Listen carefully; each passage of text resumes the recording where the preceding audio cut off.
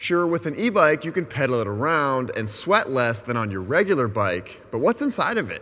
Let's find out how these machines speed up your roll.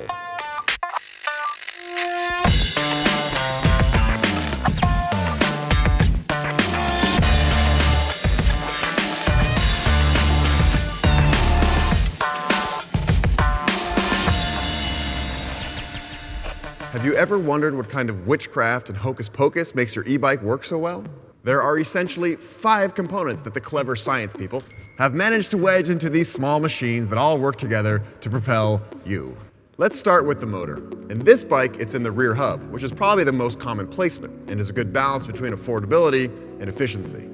There are also bikes with mid-drive motors between the cranks, maybe the best for steep hill climbing, and front wheel hubs which have a different pulling kind of feel to them and can spin out a bit due to there being less weight on the front wheel.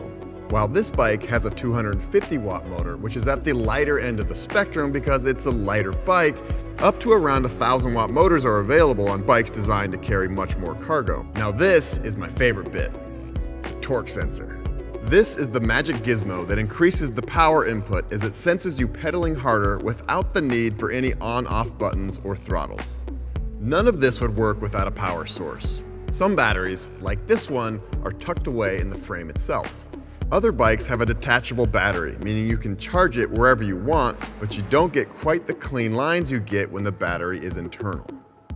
Some, but not all e-bikes have what's called regenerative braking, meaning when you apply the brake gently, the energy produced by the electric motor-induced braking gets fed back into the battery.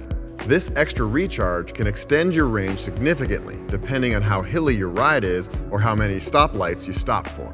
This nifty little thing, the controller, is tucked away in here and is essentially the brainstem of the bike, ensuring all the electrical components and sensors work together.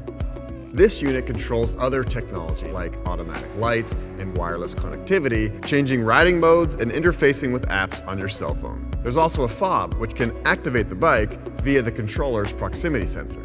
Lastly, it's not a great idea to put a whole bunch of power and weight on a regular bike frame that's not really designed for it.